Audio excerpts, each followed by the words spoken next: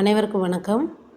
இப்போ நம்ம 9th பாடத்தில் தமிழ் பாடத்தில் தமிழ் விடு தூது அதில் பாருங்கள், கவிதை பேழையில் ஒன்வேர்டு தமிழ் விடு தூது டேஸ் என்னும் இலக்கிய வகையை சார்ந்தது.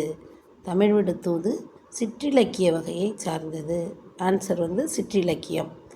அடுத்து பாருங்கள், விடுபட்ட இடத்திற்கு பொருத்தமான விடை வரிசையை குறிப்பிடுக. விடுபட்ட இடத்திற்கு டேஷ் இனம் வண்ணம் டேஷ் குணம் வனப்பு டேஷ். இது ஆன்சர் பாருங்கள். 3 இனத்தில் 3 இருக்குது. வண்ணம் 100, பல 100 வண்ணங்கள்னு பாட்டு கூட இருக்கு இல்லையா. வண்ணம் 100, இனம் 3, குணம் 10 குணம், 8 வனப்பு 8. அப்போ ஆன்சர் 3, 100, 10, 8.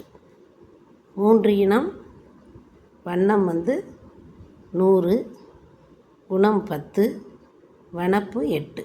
அது ஞாபகம் வச்சுக்கணும். அடுத்து பார்த்திங்கன்னா,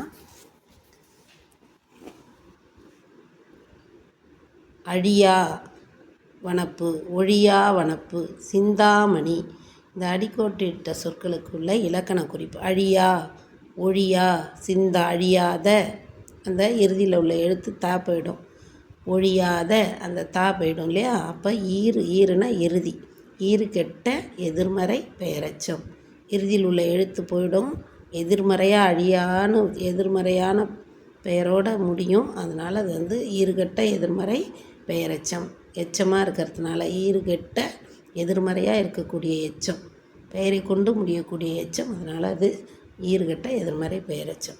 அடுத்து பார்த்திங்கன்னா, தமிழரால் உண்டாக்கப்பட்ட வண்ணங்கள். தமிழரால் நாங்கள் வண்ணம் 8ன்னு பார்த்தோம் இல்லையா. இங்கே தமிழரால் உண்டாக்கப்பட்ட வண்ணங்கள் 5. அடுத்து, தூது இலக்கியம் டேஸ் வெண்பாவால் பாடப்படும். தூது இலக்கியம் டேஸ் களி.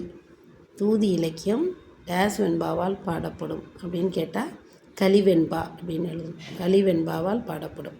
2 பூக்களை வைத்து தொடுக்கும் மாலைக்கு டேஸ் என்று பெயர். 2 பூக்களை, 2 கண்கள் தான் இருக்கும் இல்லையா. அதனால் கன்னி ஞாபகம் வச்சுங்க.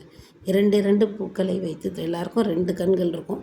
அதனால் கன்னி ஞாபகம் வச்சுங்க. 2 பூக்களை வைத்து தொடுக்கும் மாலைக்கு கன்னி அப்படின்னு பேர். இது 9th பாடத்தில் இருக்குது. இதை பார்த்து வச்சுங்க. நன்றி.